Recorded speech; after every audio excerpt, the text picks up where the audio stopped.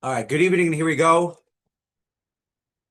I was talking to Mandy when we were planning this series, how studying these laws, and not only these laws, but these teachings and these inspirations during this time is really the most appropriate thing to do. And I want to share with you an introduction why.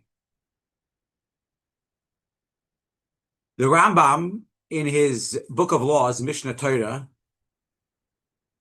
has 14 volumes. And each volume starts with a headline. The Rambam chooses a pasuk, chooses a verse from Tanakh, from the Torah, from the prophets, somehow relating to the theme of that book. When it comes to the book that has to do with building the temple, and that book speaks about the specific structure, speaks about the specifics of the furnishings, speaks about the clothing of the Kohanes. So the Rambam chooses an interesting verse, a verse that you would think is surprising, and I'll tell you why. Because in multiple places in the Talmud tells us that we must make something called Zecher Lemikdash. That means we do things, we embed things in our schedule, we embed things in our liturgy and in our customs to remember the Beis HaMikdash, to remember the temple. Specifically, this is spoken of when it comes to, for example, shaking the lulav all 7 days, that originally was only done in the temple, and now we do it to remember that. So there's other cases like this that we do in halacha. It's called Zecher Lemikdash. Is it remembering the temple or the destruction of the temple, or is that the same thing? So you only have to remember it when you don't have it. So the destruction compels us to remember it. While the temple is standing, you did it the way it was in the temple. You didn't have to create it. You don't have to create a custom to remember it. But there's things we do Zecher LaKorban, and there's things that we do Zecher LaMikdash. Yes, this is Zecher LaMikdash. This is Zecher LaMikdash. Zecher LaKorban, that term is interesting. To remember the destruction, it's more like to mourn the destruction, even though we use the same term. But Zecher LaMikdash is when we do things to remember the way it was done in the Beis HaMikdash. And the Talmud says, I'll bring you a biblical reference that we must make a zecher. We must embed in our consciousness a active remembrance of the Beis HaMikdash, because the verse says in Eicha, in Lamentations, it speaks about the land of Israel, and it's bemoaning the fact that Ein Doiresh La.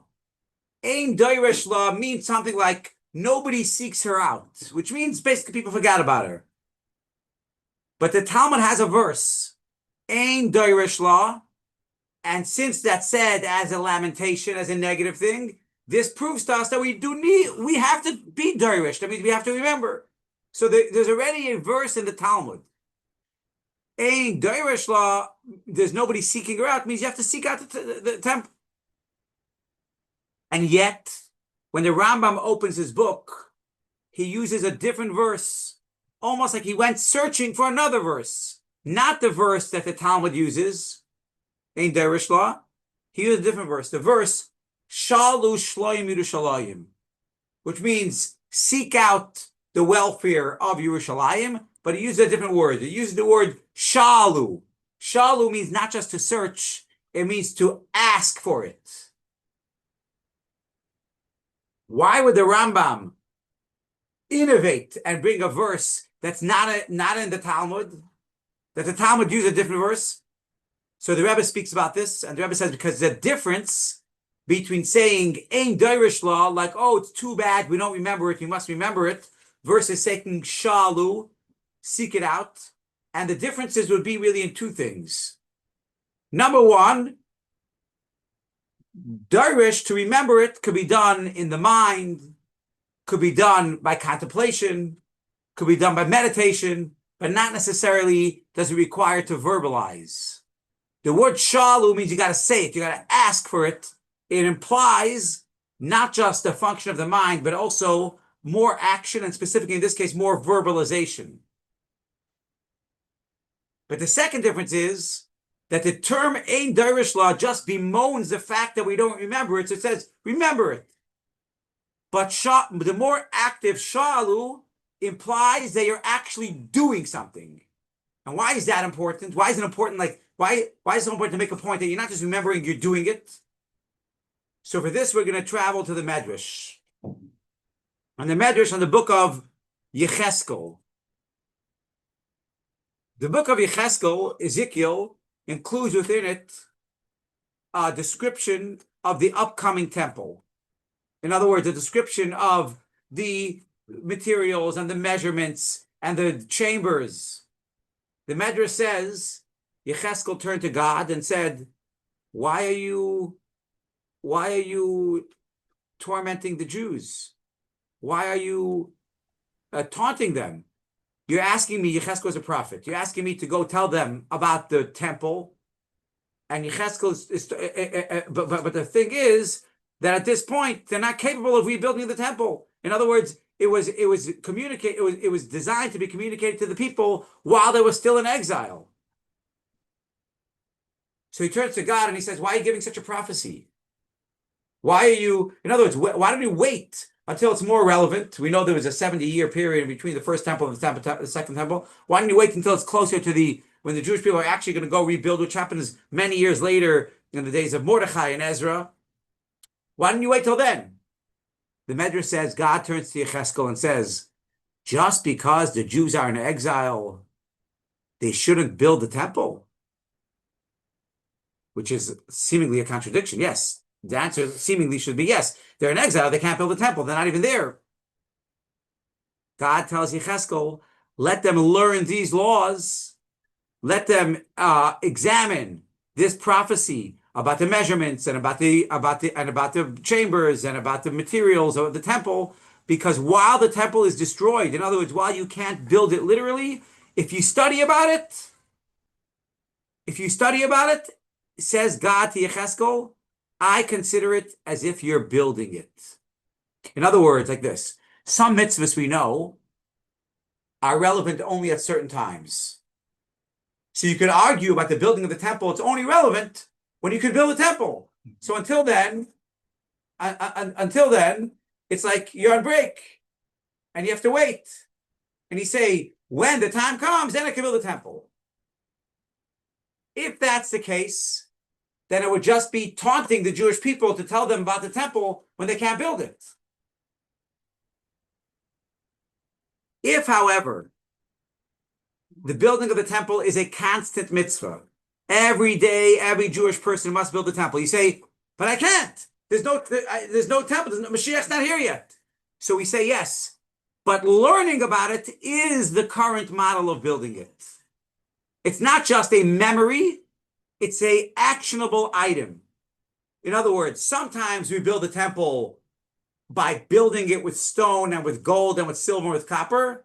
And sometimes we build a temple with words and with meditation and with thought and with study. That's why it's so important during these 3 weeks, during which we mourn the loss of the temple, and the main focus is on rebuilding. We say, but if Mashiach's not here, how can I build the temple? The answer is what we're doing now. You study about the temple, and that is the building. By the way, this is not just said about the construction of the temple, it's also said about the service in the temple. The main service in the temple was offerings. Offerings. Nowadays, we have the system of davening, the evening and the morning and the afternoon is meant to resemble the same schedule in the temple, but there are actual certain paragraphs that refer directly. They're called karbanis. Karbanis means offerings, and we say it before Shachris and we say it before Mincha. The Rebbe points out that the Tur, one of the preeminent halachic authorities in all of Jewish history, the Torah says something like Toiv loimer bayoim. That means it's better to say the offerings during daytime because that's the way it was done in the Beis HaMikdash. In the temple, no offerings were brought by night. They were all brought during the day, during the daylight. So since the offerings are brought during the day, says the Torah, you should say the verses about the offerings also by day. Why? Because it's supposed to be a direct replica. The Alter Rebbe in Shulchan Aruch, he takes the same halacha, but instead of saying Toiv loimer bayoim, he says something like Ein oimnim oisa ela bayoim. In other words, not that it's better to say it by day, but that it must be said by day. Why? Because it goes along with this idea that learning about the offering is not just a nice second best, it's not just a memory, it's not just a hope for the future, but rather the current way of bringing an offering, since we don't have the temple, is by learning about it, by reading those verses in the Torah. So what we're doing right now, studying about the temple, we are doing the mitzvah of building the temple the best way that we know right now. So since it's thank God, a close-knit group over here, I can give you some choices because what I would really like to do is do a little bit of a spiritual tour. When I say, but I don't really like the word spiritual. The spiritual implies like a little bit distant and aloof. I mean more like personal, like how do we take something so ancient and so maybe even technical like the temple and make it relevant in our lives? So I want to do like a personal tour of the temple, but there's a lot to talk about. So I'm going to give you a few choices as we take this tour. The tour is going to include a few pieces of furniture. The tour is going to include the general structure, and the tour is going to include a few garments of the kohanes, of the priests. So specifically, we're going to end up with a choice of 5 things we could discuss because we're not going to get to all 5. So I'll give you the choice. Here's the thing. Imagine you come to the temple and the first thing you see obviously is the structure. You see the magnificent building, maybe even from far, you could see people moving around. You see it's busy, but the structure, which is going to talk also about the theme of the temple. So the first thing we discuss is the structure. You're coming in and that's the first point of the tour. Now imagine you keep on walking in and you see some of the most famous pieces of furniture in Jewish history, and you see the menorah. So we can learn a personal lesson from the menorah if you want. Imagine if you're the high priest and you keep on walking and you go into the Holy of Holies and you see the Ark. So now our tour included already 3 things: the structure, the menorah, the Ark. But then imagine you see a Kohen moving around and you see certain things on the Kohen. And one thing you notice is the Kohen has a big fat belt because the Kohens did have big fat belts. It's called the abnate. So we could talk about that belt. And now imagine you see not just the Kohen, but you see the high priest, the Kohen Gadol, and you see that he has stones because the Kohen Gadol had 12 stones on the breastplate, but he also had 2 stones on the shoulders, each one of them having names of 6 of the tribes. So these are the 5 things we could discuss: the structure, the menorah, the ark, the belt, and the stones. Which one do you want? What do you want to start? We got questions about the ark. No. You have to tell me which one you want. It's not question time. Ark. Okay, very good. The ark itself, I'm going to share with you 2 points about the ark. One is going to be about the ark itself. That means the box that contained within it the Torah and the tablets, or the covering of the ark, which had on it the keruvim. Those are the 2 faces facing each other. So let's talk first with the ark itself. How many mitzvahs are there in the Torah? 613. How many of them are proactive mitzvahs, like do this? 248. 248. How many of these are prohibitions, like don't do that? 365. Give me an example of a proactive do mitzvah. Tzedakah. Ooh, tzitzis is it proactive? Very interesting. Because technically it could have been a negative, like don't wear a garment to four corners without the thing. It says a proact. Is it also let's just say it's only asi? Okay, it's interesting. It's a good example. Well, Sula and Tzitza. Well, But I know, yeah. but the same thing you can say about shchita, the mitzvah. There's two mitzvahs over there: not to eat. You have the option of not wearing a garment at all. So if Right, you don't right. wear a garment. I know, but my question is something else. If you wear a four-corner garment without tzitzit, did you violate a lashes. prohibition? Yeah, So it's a prohibition also. That's what I'm saying. So it's a negative. both. Yeah. Right. Okay. Good. Give me another example of proactive mitzvah. Give charity. Give charity. What about restrictive? Don't do mitzvah. What's an example? Don't swear falsely. Don't swear falsely. Don't eat chalev. See, don't eat chalev. Don't eat. You know the story about chalev is a certain type of fat, but it's like it's not really so tasty necessarily. So the story is told in a shul. A Jew said he doesn't understand why people sin. He doesn't understand why people sin. Doesn't understand it. You do. God says. But so once a friend of his told, why don't you try it? Try to sin and see why people do it. So he said, what kind of sin can I do already? So he went to they would burn animal fat for their candles. So they used non-kosher fat. So he went, he tasted it, and he said, I don't understand why people, I still don't understand why people sin. This is what people sin. So don't eat chalev. So I'm going to tell you a surprising mitzvah, a surprising prohibition.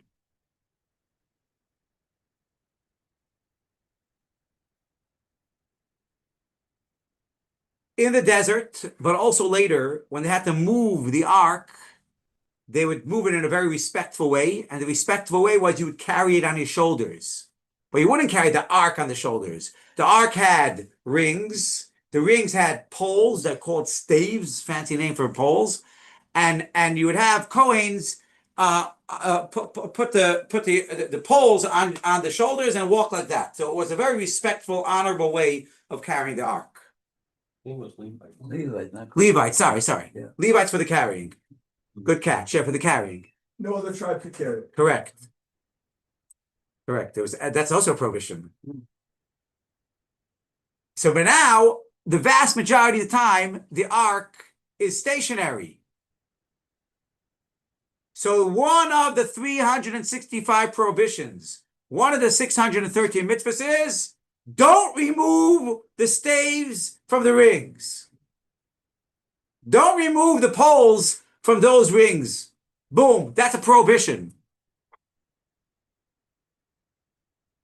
Now, I'm not 100% sure about what I'm about to say, but when I envision this in the Mishkan, that means in the traveling temple in the desert, the partition between the Holy of Holies and the Holies was made of tapestries. It was made of material.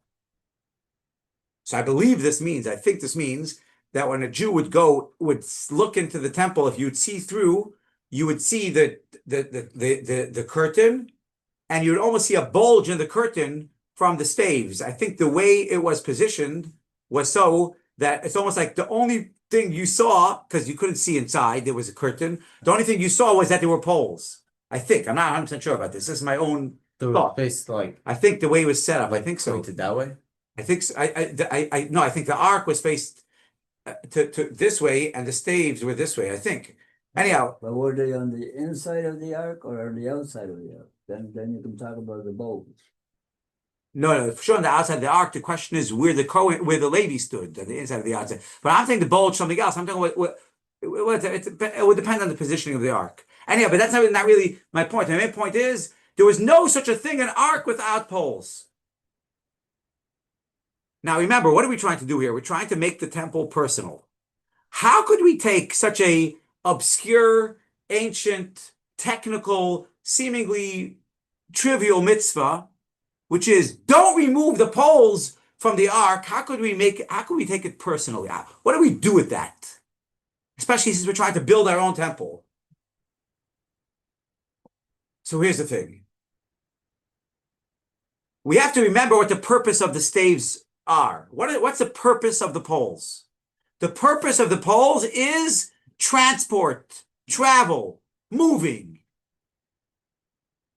We have and I would say maybe the most important choice a Jewish person has, maybe the most important choice, is how do we relate to our tradition? How do we relate to the Torah and the mitzvot?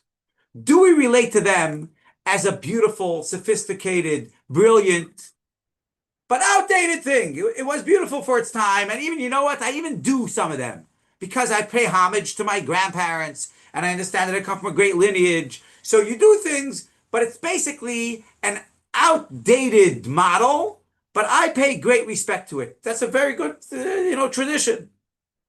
That would imply a stationary, static,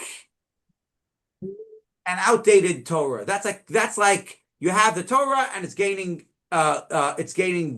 dust on the shelf. But what if we say no? What if we say the Torah is dynamic?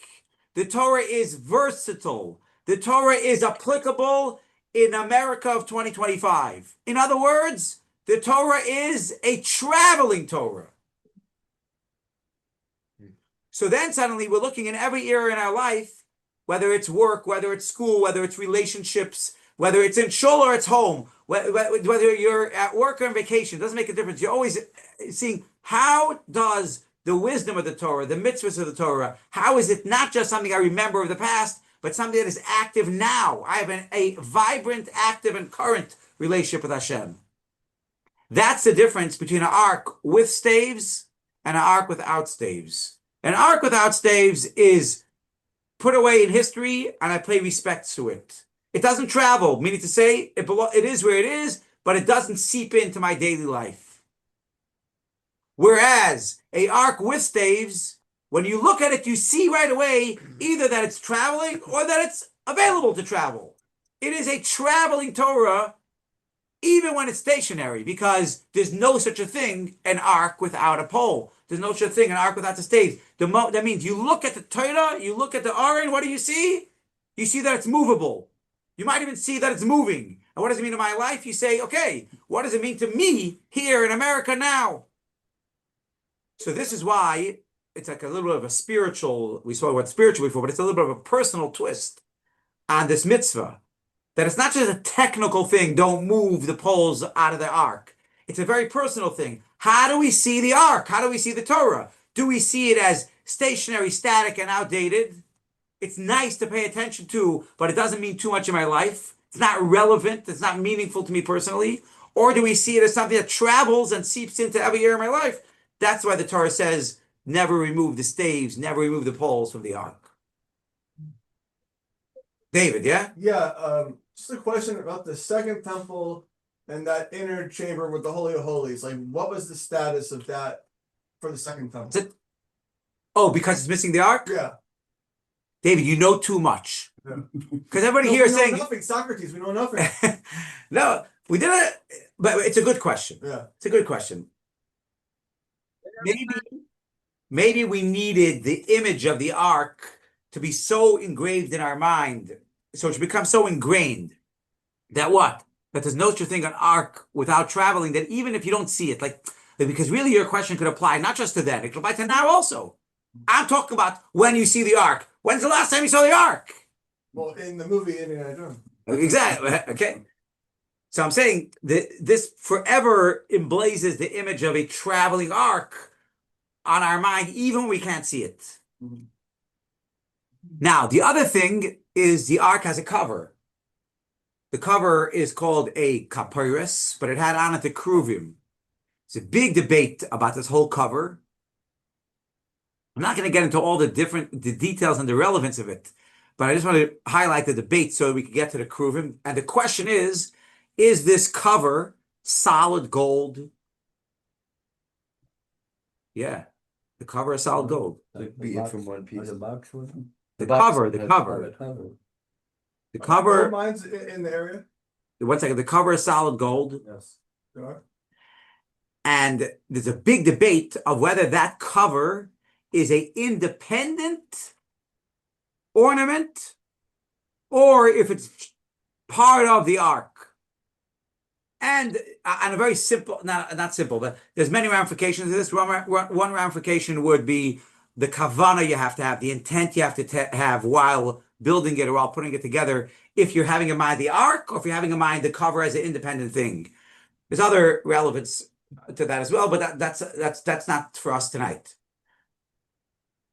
But so it's a debate between Rashi and Nachmanides, the Ramban.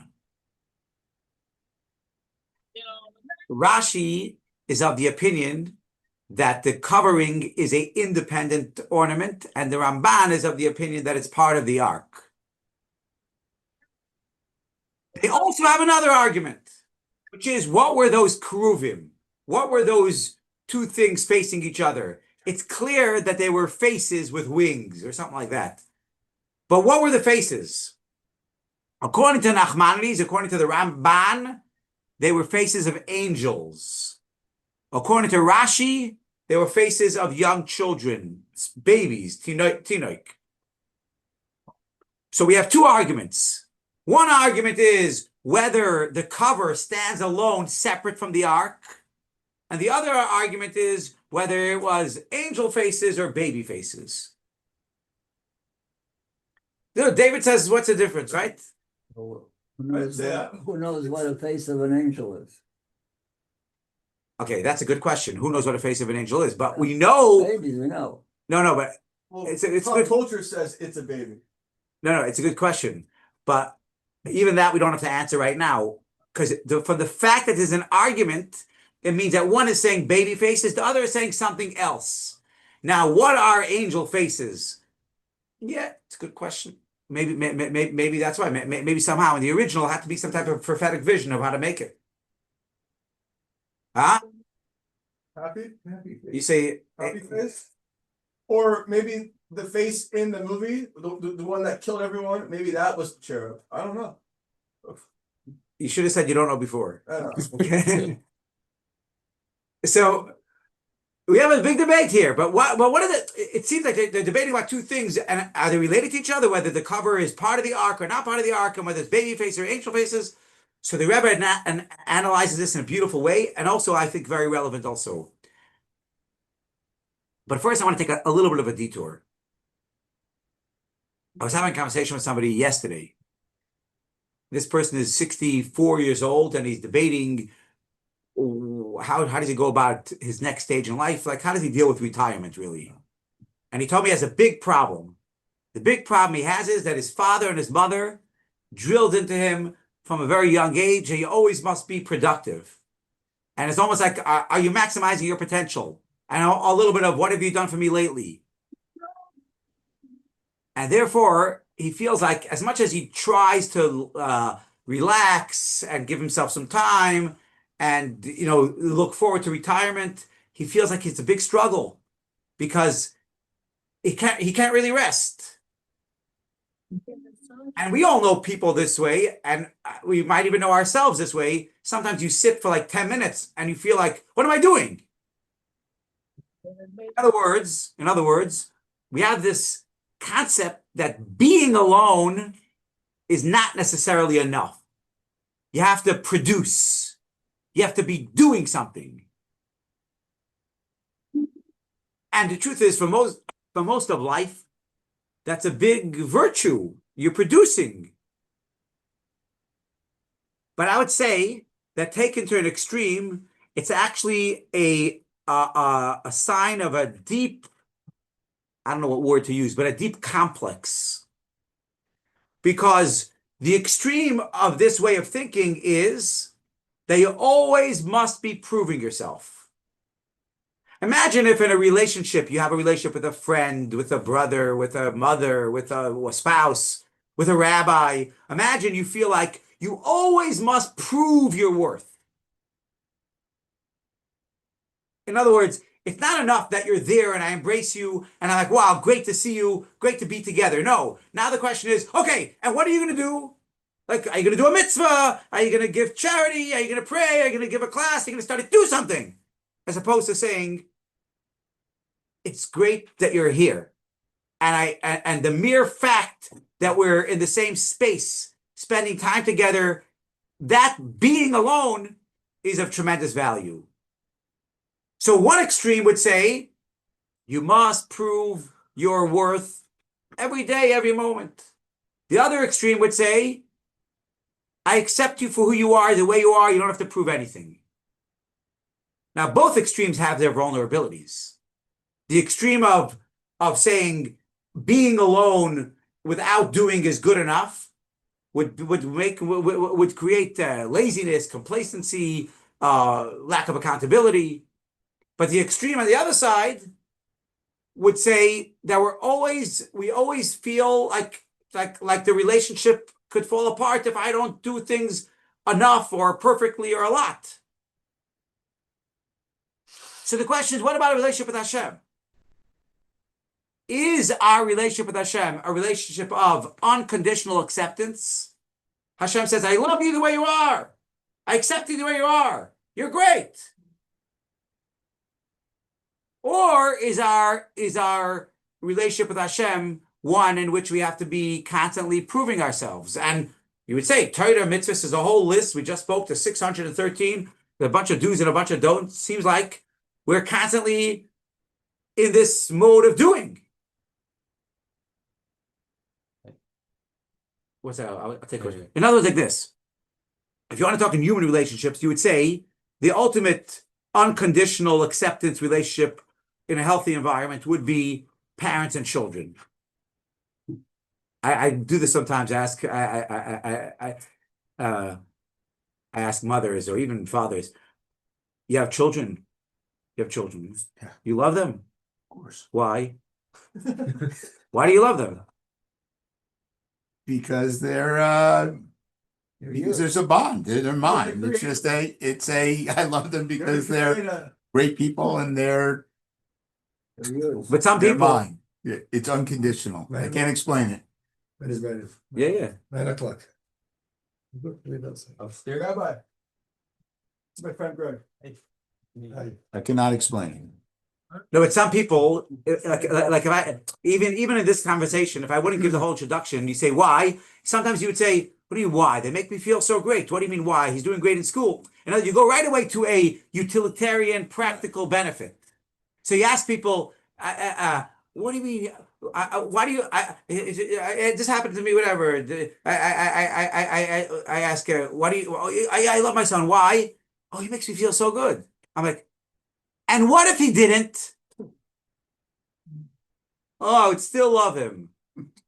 But it's like a compromise, but it's not really true. The real truth is, like you said, you can't really explain it. It's a bond that's inherent, built in, non-conditional. In fact, even if your child will do something extremely offensive, or that you consider to be extremely more immoral or something illegal, you would still love them.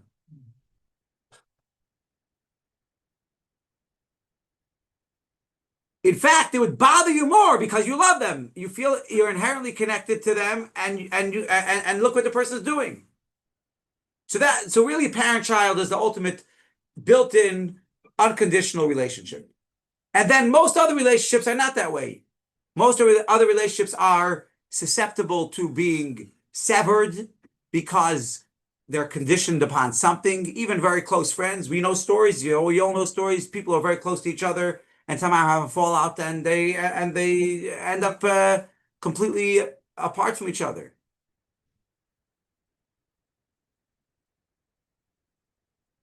In our relationship with Hashem, which one is it? So we actually do see both models. We're referred to as Hashem's servants, as Hashem's soldiers, and in that sense, as Hashem's nation even. But in that sense, we earn the relationship through Torah, mitzvahs, through doing the right thing, through being good Jews, good people. So we earn Hashem's blessings and Hashem's love, you might even say. But at the same time, the Torah emphasizes time and again that we are Hashem's children, and Hashem is our parent. Well, that's everyone, right? Hashem's children. Well, specifically, the Jewish people are called B'nai B'chayri Yisrael, Hashem's firstborn child. Firstborn, okay. But the idea is that we have in our relationship with Hashem not only the conditional you might say, I don't want to say utilitarian, but like we build a relationship through our behavior. And we also have the more essential, inherent, built-in track, and that is the track of the depth of the soul, which Hashem says, you're my children. We're inseparable from each other. There's nothing we can do about it. Now, the question is, a Jew walks into the temple. Which track of the relationship is triggered? Is it the track of do the right thing and then Hashem will be good to you? Don't do the wrong thing so you won't be punished? Or is it the track of I am one with Hashem and everything I do, the Torah I study, the prayers that I engage in, the mitzvahs that I do, they're all an expression of a deeply embedded relationship that's there anyhow, and it's not inseparable. You cannot sever it. This is the debate between Ramban, Nachmanides, and Rashi. If the cover is part of the ark, it means it's part of the Torah, because the ark is the container of the Torah. And the Torah is the book of construct or rules or parameters for the relationship. The Torah is where you have the do's and the don'ts and the rewards and the punishments. If, on the other hand, the cover is independent of the ark, in other words, it's above the ark, it's a separate ornament, a separate furnishing that's on top of the ark. What does it mean? What's on top of the ark? What's higher than the Torah? So the only thing could be is that deeply embedded, inherent relationship that's not built by the Torah, but revealed by it. And therefore, the same Rashi who says that the cover is above the ark, separate from the ark, deeper than the Torah, is the same Rashi that says that the face of the Kruvim was the face of babies, young child. Why? Because where do we see the greatest expression of the parent-child unbreakable and irrational relationship is with a young child. You have no expectations, there's no disappointments, it's just inherent connection. In other words, you can, even in children itself, you can differentiate between a young child that all you do is pamper him, all you do is give him whatever he wants, what he needs, because you have no expectation, not mature enough to even have any judgment. That's what Rashi says. The face of the Keruvim are the face of the baby. Why? It's telling each Jew, each one of us, when we went into the Holy Temple, what are we supposed to be aware of? The inherent, built-in, inseparable connection that we have with Hashem. Nachmanides, on the other hand, who says that the covering is part of the ark, that means it's part of the construct of the Torah, he says it has to be a face that represents a little bit more of spiritual connection, a little bit more of adherence, let's say, to the rules of the Torah, and that's why he says it's more appropriate that it should be angel faces versus baby faces. We, of course, love Rashi, especially since Rashi is the closest commentator to interpret the literal meaning of the verse. So Rashi's opinion is a very big inspiration to us today. Is it important to do all the mitzvahs? Yes. Isn't it important to study Torah as much as possible? Yes. To daven morning, afternoon, evening? Yes. But we have to remember all that is not proving ourselves to Hashem. All that is not earning in with Hashem, with a relationship with Hashem. No.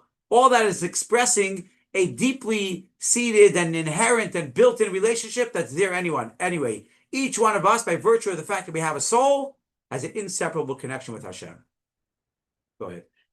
Oh, sure. I was just gonna say that the middle ground could be Hashem wants you as you are, to like come to him as you are, not that it's like a unconditional love, but that he wants you to come as you are. I guess but in a direction towards him. Yeah, but that's still the construct of doing and not right. being. Right. Think about it this way. A